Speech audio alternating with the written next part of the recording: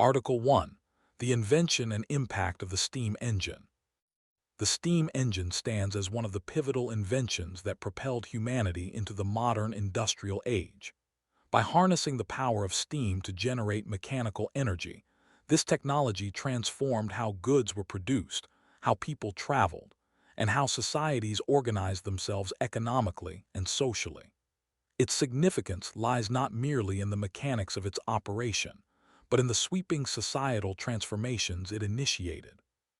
To understand the depth of its influence, it is essential to trace its origins, applications, and long-term consequences on both industry and daily life. The origins of steam-powered devices can be traced as far back as the 1st century CE, when the Greek engineer Hero of Alexandria described a simple machine known as the aeolipo, which rotated when heated by steam. However, this invention remained a novelty rather than a practical engine. It was not until the 17th century, amid Europe's growing interest in mechanical experimentation, that inventors began to seriously investigate the potential of steam as a usable force. Early prototypes, though crude and inefficient, laid the groundwork for more sophisticated engines that would emerge in subsequent centuries. A breakthrough came in the early 18th century with the work of Thomas Newcomen. His atmospheric engine, developed around 1712, was initially designed to pump water out of flooded coal mines. Although it was slow and consumed large amounts of fuel, it marked the first practical use of steam power on an industrial scale. The Newcomen engine spread rapidly across Britain, where coal mining was essential for both heating and emerging industries. It demonstrated that steam power could be applied reliably to solve large-scale practical problems, thus fueling further experimentation. The next major advance came with James Watt, whose improvements in the 1760s and 1770s significantly increased the efficiency of the steam engine. By introducing a separate condenser and later developing rotary motion, Watt expanded the engine's utility far beyond pumping water. His engines could now power textile mills, ironworks, and eventually locomotives. Watt's partnership with the entrepreneur Matthew Boulton allowed these innovations to reach widespread markets, making the steam engine a cornerstone of Britain's burgeoning industrial revolution. The industrial applications of the steam engine were vast. In manufacturing, steam engines liberated factories from dependence on rivers and other sources of water power. As a result, industries could be located in cities, closer to labor and markets, rather than being confined to rural areas near streams. This shift contributed directly to rapid urbanization. Steam power also transformed transportation. Steam locomotives enabled faster, more reliable land travel, while steamships shortened transoceanic journeys, knitting the world together through trade and migration in ways that had been previously unimaginable. Beyond industry and transportation, the steam engine reshaped labor and social structures. Factories powered by steam concentrated workers in large urban centers, leading to the rise of industrial cities such as Manchester and Birmingham. The pace of work became regulated by machines rather than natural rhythms, altering daily life and social expectations. While this created unprecedented opportunities for economic advancement, it also introduced harsh working conditions, long hours, and new forms of social inequality. Thus, the steam engine was not only a technological invention, but also a catalyst for profound cultural and social change. The global impact of the steam engine extended beyond Europe. In the 19th century, steamships facilitated European colonial expansion by allowing faster movement of goods, people, and military power across oceans. This enabled empires to consolidate control over distant territories and accelerate resource extraction. Similarly, railroads powered by steam engines transformed landscapes in North America, Asia, and Africa, often displacing indigenous communities while stimulating economic development. In this way, the steam engine played a central role in the spread of industrialization worldwide, with both beneficial and detrimental consequences. Despite its transformative power, the steam engine was not without limitations. Its reliance on coal contributed significantly to environmental degradation, including deforestation near mining areas and increased air pollution in industrial cities. Moreover, the heavy demand for labor in mines and factories highlighted the social costs of industrial progress. By the late 19th and early 20th centuries, new energy technologies, such as electricity and the internal combustion engine, began to replace steam in many applications. Nevertheless, the legacy of the steam engine remained embedded in the foundations of modern industrial society. In retrospect, the steam engine can be seen not merely as a mechanical innovation, but as a force that reshaped human civilization. It accelerated economic productivity, redefined patterns of settlement and labor, and facilitated global interconnectedness. At the same time, it introduced environmental and social challenges that continue to resonate in today's debates over industrialization and sustainability. By examining the invention and impact of the steam engine, one gains insight into how a single technological breakthrough can transform nearly every dimension of human life.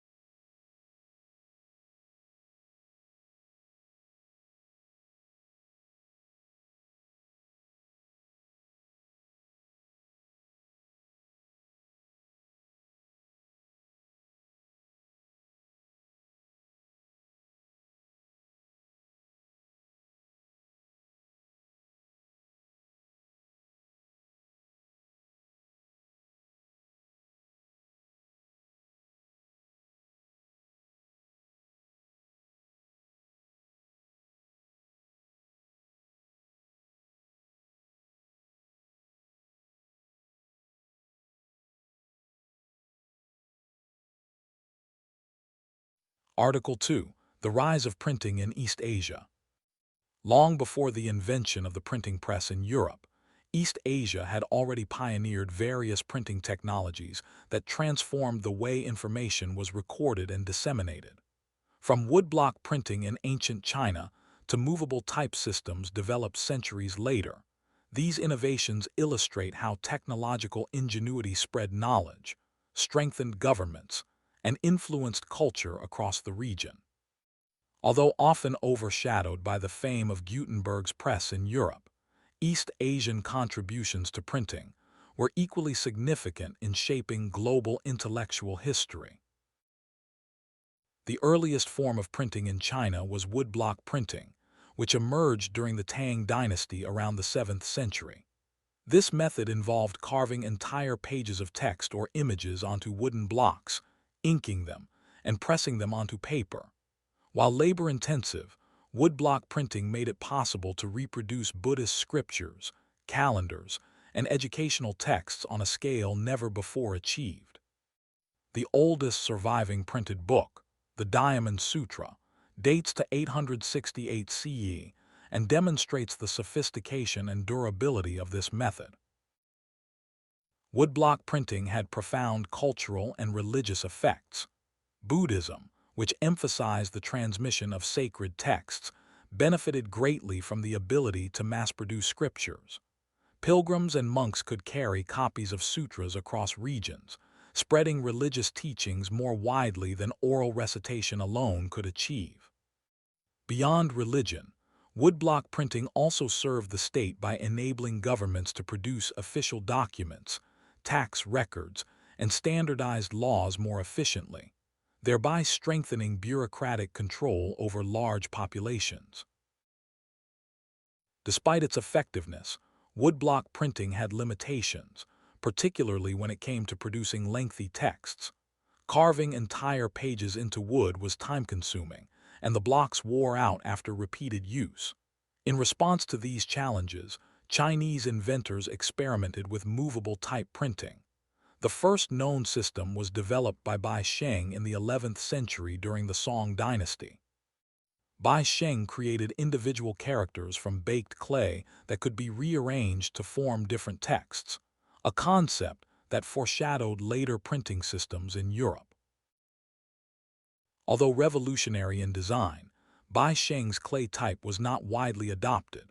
The vast number of Chinese characters made movable type cumbersome compared to alphabetic systems with fewer symbols. In addition, woodblock printing remained cheaper and more practical for producing large quantities of text in Chinese society. Nevertheless, movable type printing gained traction in Korea during the 13th and 14th centuries, where metal movable type was developed. Korean printers used bronze type to create entire books, and in 1377, they produced the Jikji, the world's oldest surviving book printed with metal type, predating Gutenberg's work by nearly 80 years. The Korean innovation of metal movable type was groundbreaking, but like Bai Sheng's clay system, it faced challenges. The cost of casting thousands of characters was high, and widespread literacy had not yet taken root to sustain mass production. Still, these technological achievements demonstrate that East Asian societies were actively experimenting with advanced printing methods centuries before Europe adopted similar techniques. Japan, too, was influenced by these developments, though its reliance on woodblock printing persisted much longer. Japanese printers produced not only religious texts, but also works of literature, educational manuals, and eventually commercial materials such as theater programs and illustrated novels. By the Edo period, 1603–1868, printed books had become more affordable, contributing to the rise of a vibrant reading culture among townspeople and merchants. In this context, woodblock printing was not merely a tool of governance or religion, but also a medium for entertainment and cultural expression. The printing traditions of East Asia had lasting effects beyond the region itself. When European travelers and traders encountered these technologies, they carried knowledge of them back to the West, where the concept of movable type would later flourish. While Gutenberg's press revolutionized Europe by enabling mass literacy and scientific exchange, it is important to recognize that the basic principles of movable type had already been explored in Asia. The cross-cultural transmission of ideas highlights the interconnectedness of technological progress across civilizations. In evaluating the history of printing, one must avoid framing it solely as a European achievement. The story is more complex, involving centuries of experimentation and adaptation in different cultural settings. East Asian printing technologies not only facilitated the spread of religion and governance, but also enriched cultural life and influenced global innovation. By acknowledging the contributions of China, Korea, and Japan, historians gain a fuller understanding of how humanity developed one of its most powerful tools for sharing knowledge.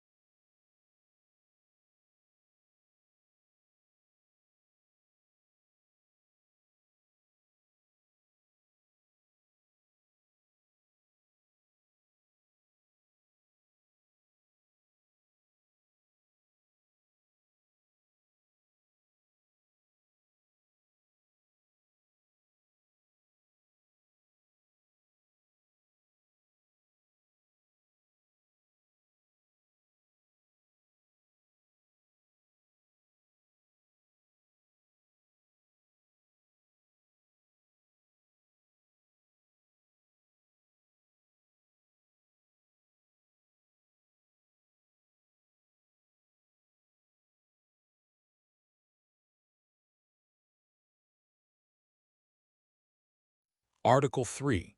The origins and development of democracy in ancient Athens. Democracy, a system of government in which citizens participate directly or indirectly in decision-making, is often associated with modern political systems. However, its earliest form emerged in ancient Athens during the 5th century BCE. Although the Athenian model was far from the inclusive democracies of today, it represented a radical departure from monarchies and oligarchies that dominated the ancient world. Examining how democracy originated in Athens reveals both the achievements and limitations of this early political experiment.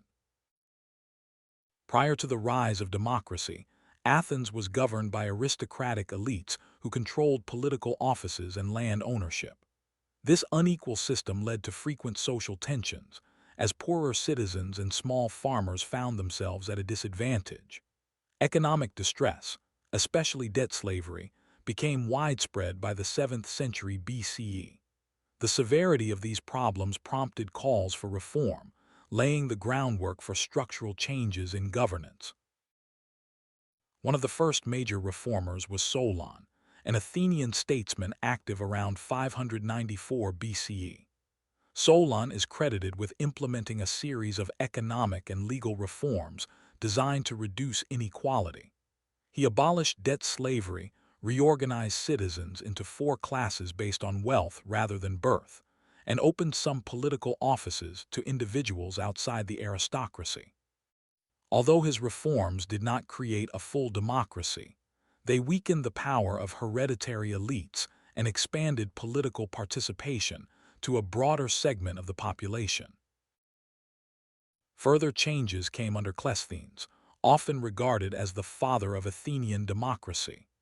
Around 508 BCE, Cleisthenes reorganized the political structure by creating new tribes and local councils, which diluted the power of aristocratic clans. More importantly, he introduced the system of the assembly, ecclesia, where male citizens could debate and vote on laws directly. This institutional framework laid the foundation for what became known as direct democracy, in which citizens themselves, not representatives, made crucial political decisions. Central to Athenian democracy was the principle of equality among citizens, at least in theory. The assembly allowed free male citizens to vote on laws, war, and foreign policy, while the Council of 500, chosen by lot, prepared proposals for debate. Random selection of officials was seen as a safeguard against corruption and entrenched power. Juries composed of large numbers of citizens also played an essential role in the legal system, ensuring that justice reflected the will of the people rather than the influence of elites. Despite its innovations, Athenian democracy had significant limitations. Participation was restricted to free adult men who were native-born citizens. Women, enslaved people, and foreigners, who collectively made up the majority of the population, were excluded from political life. Moreover, wealthier citizens often exerted disproportionate influence through their ability to speak persuasively in the assembly or fund public projects. Thus, while Athenian democracy expanded political involvement compared to aristocratic rule, it remained far from egalitarian by modern standards. Athenian democracy also depended heavily on civic engagement. Citizens were expected to attend frequent meetings of the assembly, serve on juries, and hold public office when selected. This level of participation required substantial time and commitment, which was easier for wealthier citizens to manage than for poorer farmers or laborers. Nevertheless, this system created a strong sense of civic identity, as political activity was viewed as a duty rather than merely a privilege. The strengths and weaknesses of Athenian democracy became evident during times of crisis. In the 5th century BCE, Athens rose to great power during the Persian Wars, when citizen soldiers and sailors played a decisive role in defense. However, the Peloponnesian War with Sparta exposed the fragility of democratic governance. Public opinion could shift rapidly, leading to inconsistent policies and even disastrous decisions, such as the ill-fated Sicilian expedition. At times, democracy was suspended and replaced by oligarchic rule, only to be restored again by popular demand. Despite these challenges, the legacy of Athenian democracy has been profound. Philosophers such as Aristotle and later political thinkers drew inspiration from the Athenian model, even while criticizing its flaws. Modern representative democracies differ significantly from Athens in scope and inclusivity, yet many fundamental principles, citizen participation, equality before the law, and the accountability of leaders, can be traced back to this ancient experiment. By studying the rise of democracy in Athens, we gain insight into how societies have grappled with balancing power, freedom, and responsibility across the centuries.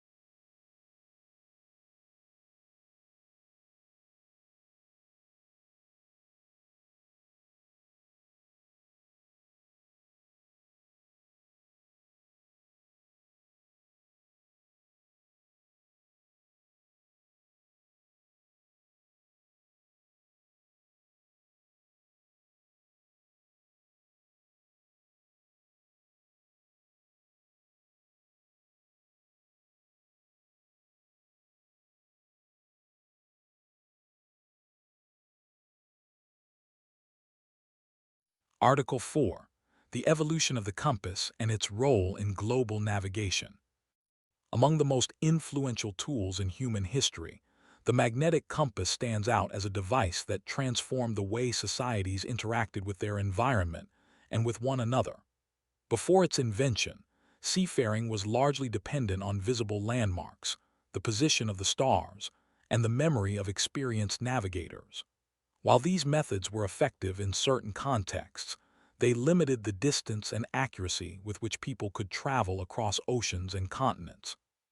The emergence of the compass marked a turning point that made long-distance navigation more reliable, facilitating cultural exchange, trade, and exploration on a global scale. The origins of the compass can be traced back to ancient China during the Han Dynasty, around the 2nd century BCE. Early compasses were not initially designed for navigation, but for divination and geomancy, practices rooted in the principles of feng shui. These early instruments typically consisted of lodestones, naturally magnetized pieces of iron ore, which would align with Earth's magnetic field. Only centuries later did Chinese scholars and mariners begin applying the compass to travel, recognizing its potential to indicate direction regardless of visibility. By the 11th and 12th centuries, the navigational use of the compass spread westward along trade routes, reaching the Islamic world and, subsequently, Europe. The transmission of this technology exemplifies how scientific knowledge often traveled alongside goods and ideas across cultural boundaries. Arab scholars refined compass design, making it more portable and practical, while European seafarers integrated it into their own maritime traditions. The availability of such an instrument profoundly influenced Mediterranean and Atlantic navigation, especially at a time when oceanic exploration was gaining momentum. In Europe, the compass became particularly significant during the Age of Exploration in the 15th and 16th centuries. Navigators like Christopher Columbus and Vasco da Gama relied heavily on the compass to guide them through unfamiliar waters, far from the sight of land. While inaccuracies in maps and limited understanding of longitude posed challenges, the compass nonetheless offered a dependable means of orientation. This reliability allowed expeditions to push beyond known boundaries, ultimately reshaping global trade networks and political relations. The scientific understanding of magnetism advanced in parallel with the increasing use of the compass. In the early 17th century, English scientist William Gilbert published De Magnete, a pioneering study of Earth's magnetic properties. Gilbert proposed that Earth itself functioned like a giant magnet, which explained the consistent alignment of compass needles. His research not only provided a theoretical foundation for compass use, but also contributed to the broader development of physics and natural philosophy in early modern Europe. Despite its importance, the compass was not without limitations. Magnetic variation, also known as declination, meant that compass readings did not always align perfectly with geographic north. Navigators had to learn to adjust for these discrepancies, which varied depending on location and time. Furthermore, iron objects aboard ships could interfere with compass accuracy, leading to the development of new techniques and corrective devices in later centuries. These challenges highlight how even revolutionary technologies required adaptation and refinement to remain useful across diverse conditions. By the 18th and 19th centuries, the compass had become an indispensable instrument of global navigation. It was crucial not only for commercial shipping, but also for naval warfare, scientific voyages, and colonial expansion.